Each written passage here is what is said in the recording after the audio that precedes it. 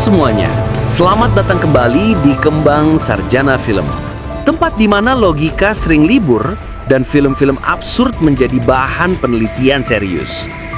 Kali ini, kita akan membahas film berjudul Ski Shark yang rilis pada tahun 2021. Sebuah film yang seakan berkata, kalau hiu bisa berenang di laut, kenapa nggak di langit sekalian? Yep, film ini bercerita tentang kebangkitan proyek rahasia dari masa lalu. Eksperimen yang menciptakan makhluk terbang aneh yang dikendalikan oleh pasukan super misterius. Makhluk-makhluk ini dilepaskan untuk menebar teror ke seluruh dunia. Dan sejak saat itu, kekacauan pun dimulai.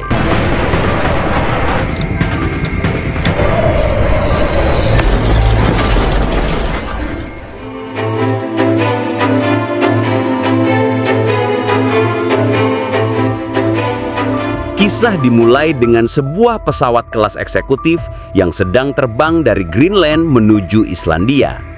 Semuanya terlihat normal, penumpang santai, pramugari sibuk, suasana damai. Sampai akhirnya, seorang anak kecil melihat sesuatu di luar jendela. Sebuah bayangan besar melintas di balik awan. Dalam hitungan detik, suasana berubah. Pesawat itu tiba-tiba diserang oleh kawanan makhluk bersayap yang tak teridentifikasi. Gangguan di udara membuat pesawat kehilangan kendali dan kekacauan pun terjadi.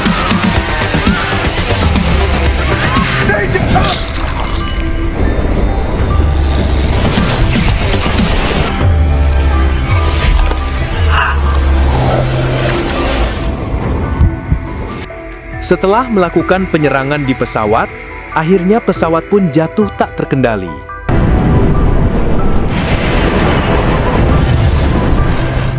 Berita pun menyebar ke seluruh dunia. Banyak yang mengira itu adalah ulah teroris, padahal sesuatu yang jauh lebih aneh sedang terjadi. Di tempat lain, kita diperkenalkan dengan Dr. Richard, seorang ilmuwan jenius berusia lebih dari 100 tahun. Meski sudah tua, wajahnya masih terlihat muda berkat penemuannya sendiri, sebuah serum regenerasi sel bernama K7B yang membuatnya tetap hidup dan sehat selama puluhan tahun. Namun, Richard mencoba mengalihkan topik pembicaraan. Ia kemudian menyinggung tentang penemuan sebuah kapal perang peninggalan Nazi yang telah lama terkubur di bawah es kutub Arktik. Ternyata, Richard sudah lebih dulu mengirimkan tim penelitian untuk menyelidiki kapal misterius itu.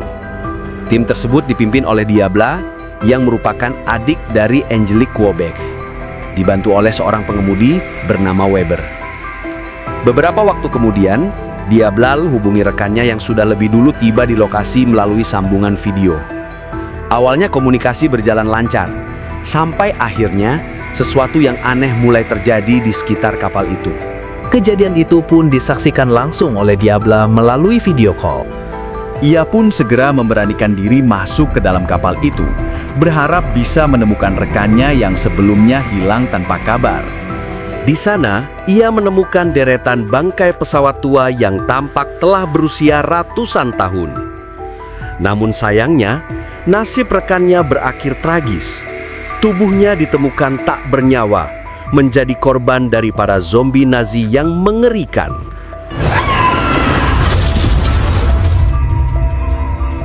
Semakin jauh ia menyusuri kapal itu, Diabla dibuat terkejut saat menemukan sebuah ruangan yang tampak seperti laboratorium.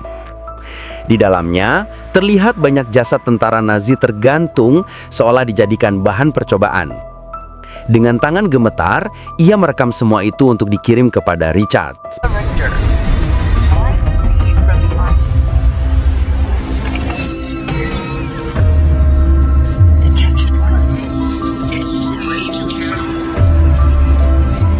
Namun, saat Diabla melaporkan temuannya, Richard justru memarahinya dan menyuruhnya segera pergi dari tempat mengerikan itu. Meski begitu, Diabla menolak karena ia masih bertekad untuk menyelamatkan rekannya. Tak lama kemudian, 2 zombie Nazi muncul dan menyerangnya. Diabla berusaha sekuat tenaga melawan hingga akhirnya berhasil mengalahkan mereka. Sayangnya, tak lama setelah itu, muncul lebih banyak zombie bersama kawanan hiu buas yang tampak dikendalikan oleh mereka. Barulah Diabla menyadari bahwa kapal tersebut sebenarnya adalah markas besar Nazi, tempat mereka melakukan eksperimen untuk menciptakan hiu-hiu bermutasi dengan kekuatan luar biasa.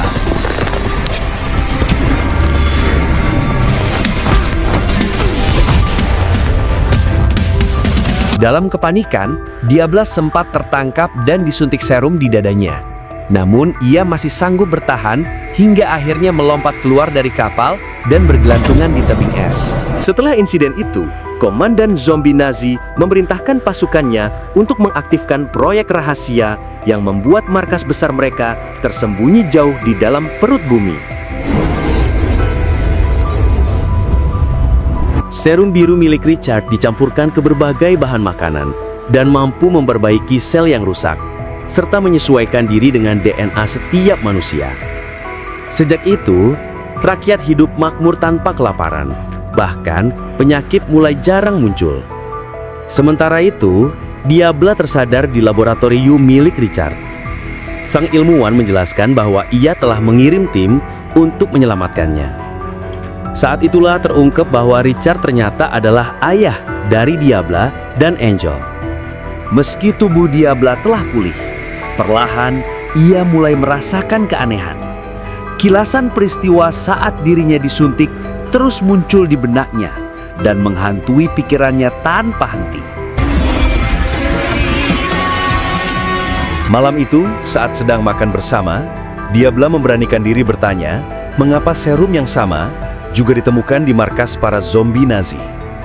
Mendengar hal itu, Richard terdiam sejenak, lalu mulai menceritakan asal mula semuanya, membawa kita pada kilas balik ke tahun 1944.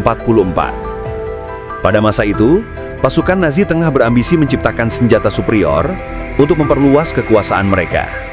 Seorang ilmuwan bernama Dr. Kammler memimpin proyek rahasia bernama Himmelforce. Ia kemudian bekerja sama dengan seorang komandan militer bernama Percival Hermann yang saat itu sedang mengalami kekalahan besar dalam perang di Afrika. Dalam pertemuan itu, Kammler memperkenalkan penemuan terbarunya, serum K7B, hasil penyempurnaan dari versi lama K7C.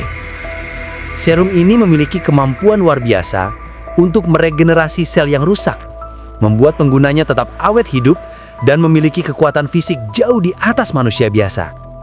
Yang lebih mengerikan, bila disuntikan ke jasad Marty, serum tersebut mampu menghidupkannya kembali layaknya manusia normal. Untuk mewujudkan visinya, Kammler juga merancang pesawat anti-gravitasi berbentuk U mesin, sebuah teknologi yang memungkinkan mereka bergerak bebas di laut maupun udara. Visi pasukan Nazi saat itu jelas, menciptakan kemenangan abadi dengan membangun tentara yang tidak bisa mati. Hermann yang terkesima dengan ide tersebut akhirnya menyetujui proyek itu tanpa ragu. Namun sayangnya, percobaan pertama berujung bencana besar di medan pertempuran Stalingrad, menewaskan banyak prajurit termasuk Hermann sendiri. Setelah kegagalan itu, Kammler mencoba memperbaiki proyeknya dengan melibatkan Richard yang ternyata juga seorang ilmuwan asal Jerman. Namun 1 tahun kemudian, tepatnya pada tahun 1945, Kammler justru berkhianat.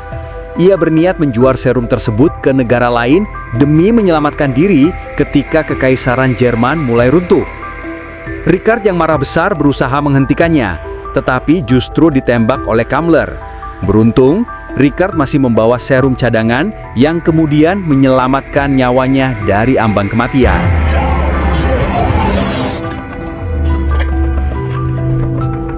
Kammler kemudian melarikan diri ke Argentina, sementara Richard berhasil kabur ke arah barat sebelum akhirnya tertangkap oleh tentara Amerika. Namun bukannya dipenjara, Richard justru membuktikan kemampuannya. Ia membantu Amerika mengembangkan teknologi roket canggih, sekaligus membuka rahasia kelam Jerman tentang keberadaan serum tersebut. Karena jasanya yang besar, Richard diberi kepercayaan untuk melanjutkan penelitian dan menciptakan versi baru serum itu dengan tujuan menghentikan proyek Himmelforce milik Kammler yang diyakini telah lama terkubur di bawah es kutub selama lebih dari 70 tahun. Namun kenyataannya berbeda. Proyek itu ternyata masih aktif dan kini mulai menebar teror di langit. Mendengar pengakuan ayahnya, Diabla dan Angelique hanya bisa terdiam, terkejut sekaligus kecewa. Mereka baru menyadari bahwa serum biru yang selama ini menjadi kebanggaan Amerika ternyata berasal dari warisan kelam Jerman, tempat di mana kisah ayah mereka bermula. Tak lama kemudian, berbagai media menyiarkan kabar tentang ledakan bom beruntun di sejumlah negara. Awalnya, hal itu dikira ulah teroris, namun kenyataannya adalah serangan hiu terbang yang dilengkapi roket penghancur.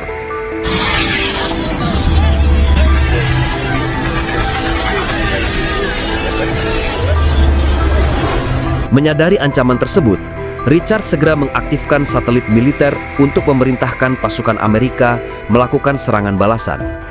Dengan bantuan Angelique dan Diabla, ia berhasil menghubungi presiden, para menteri, komandan militer, hingga seorang ahli hiu asal Jepang bernama Dr. Katsubi. Bersama-sama, mereka mulai menyusun strategi menghadapi kawanan hiu yang jumlahnya semakin banyak dan memiliki kemampuan menghilang. Dari hasil analisis, Richard menyimpulkan bahwa hiu-hiu itu memang sengaja dikembangbiakkan sebagai senjata biologis. Dr. Katsubi kemudian mengusulkan solusi, membalikkan impuls sonar milik hiu-hiu langit tersebut agar kemampuan tak kasat matanya bisa dinonaktifkan. Presiden pun mengambil keputusan tegas dengan menutup seluruh jalur penerbangan demi mencegah jatuhnya korban. Namun, 5 hari setelah kebijakan itu diterapkan, perekonomian dunia mulai lumpuh karena aktivitas ekspor dan impor berhenti total. Di sisi lain, Angelique dan Diabla bersiap dengan pesawat tempur yang telah dilengkapi pemancar sonar. Dalam prosesnya, mereka bergabung dengan pasukan sekutu dari Inggris dan Prancis. Namun, di tengah persiapan, Angelique mulai curiga melihat kondisi Diabla yang tampak melemah.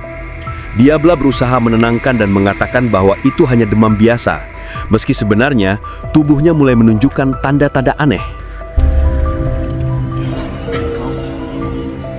Adegan kemudian berpindah ke sebuah bandara internasional di kawasan Eropa. Di sana, seluruh jadwal penerbangan dibatalkan, membuat para penumpang menunggu dalam kepanikan dan kebingungan. Namun anehnya, salah satu jadwal penerbangan tiba-tiba kembali aktif. Padahal seluruh bandara lain masih berada dalam status larangan terbang. Kejadian itu sontak membuat banyak orang bersorak gembira, dan pesawat pun segera lepas landas membawa ratusan penumpang.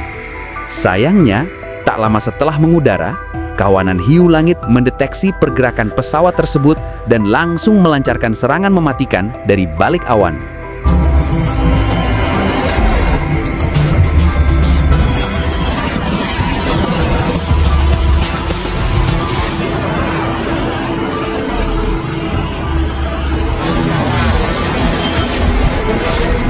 Para zombie Nazi ikut mendarat di bagian akas pesawat, menghancurkan atapnya dengan brutal, bahkan melempar sang pilot keluar hingga menjadi santapan hiu langit. Namun serangan tak berhenti di situ. Seekor hiu lain menembakkan panah berkawat tajam yang menembus badan pesawat, lalu menariknya dengan kekuatan besar hingga pesawat terbelah di udara bersama ratusan penumpang yang tewas seketika.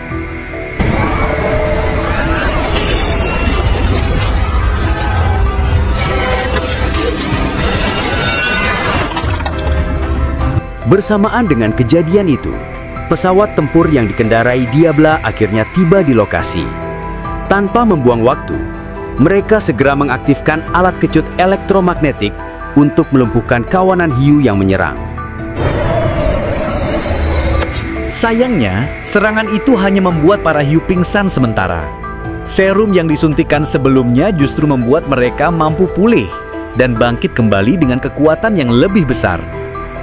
Dalam situasi genting itu, Marshal Shackle, seorang tentara asal Inggris, menyerahkan obat penawar kepada Angelique untuk diberikan pada Diabla. Ia sadar bahwa otak Diabla perlahan mulai dikuasai efek serum Nazi yang telah menyatu di dalam tubuhnya. Sementara itu, pesawat komersial tidak berhasil diselamatkan dan akhirnya jatuh menghantam daratan. Angelique yang curiga segera menghubungi Richard untuk menanyakan alasan dibolehkannya penerbangan sipil. Richard kemudian menjelaskan bahwa ia sengaja membiarkan satu bandara tetap beroperasi sebagai umpan agar para zombie Nazi keluar dan lebih mudah dilacak. Namun ia juga memperingatkan bahwa kondisi Diabla yang terinfeksi bisa menjadi pemicu bagi musuh untuk mengepung mereka kapan saja.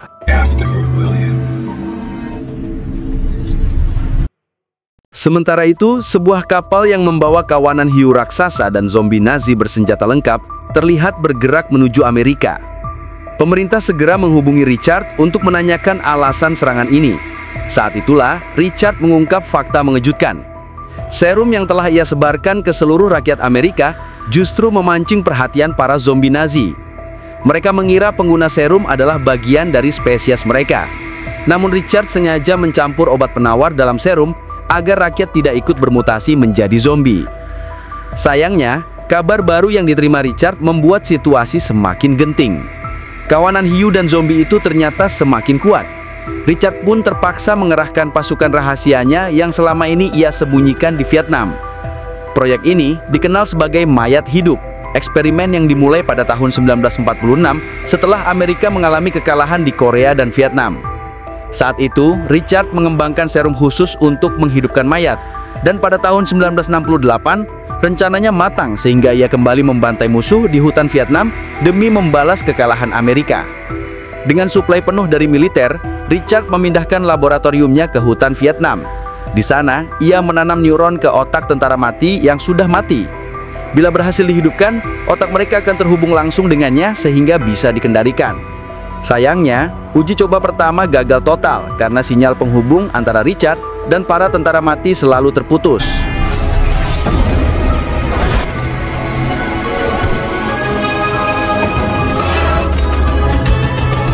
Kini, dalam kondisi yang sangat terdesak, Richard terpaksa mengerahkan senjata pamungkas yang telah ia rancang bertahun-tahun.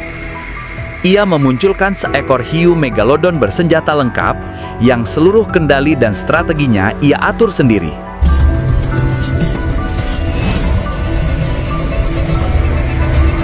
Pertarungan akhirnya pecah, dan hiu megalodon milik Richard dengan cepat menyerang serta melahap kawanan hiu kecil milik Nazi satu persatu.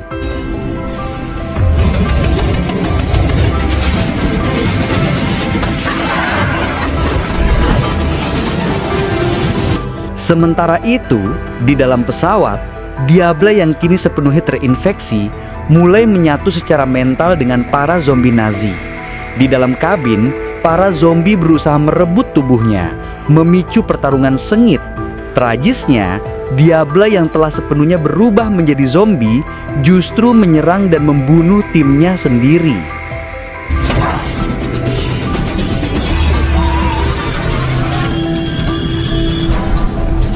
Beruntung, Angelique segera datang dan menyuntikkan obat penawar ke leher Diabla, sehingga ia berhasil diselamatkan dari pengaruh serum mematikan itu.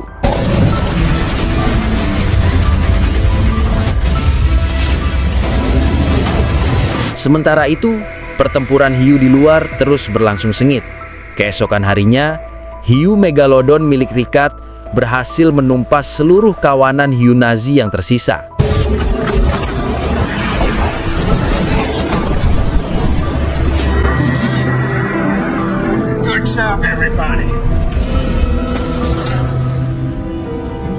Sementara itu, Diabla akhirnya kembali sadar sepenuhnya.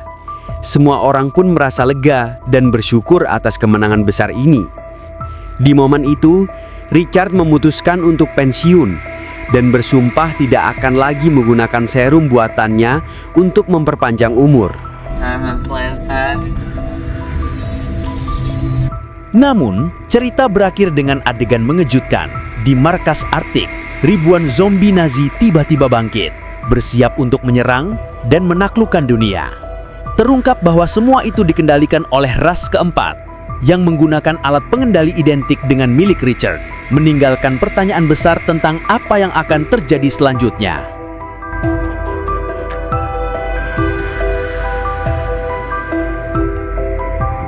Oke teman-teman, itulah rangkaian alur cerita dari film Sky Shark yang baru saja dibahas. Semoga kalian menikmati cerita yang dibawakan dan merasa terhibur. Jika ada kesalahan dalam penyampaian atau penyebutan nama, mohon maaf sebesar-besarnya. Terima kasih sudah menonton, sampai jumpa di video berikutnya di channel Kembang Sarjana Film.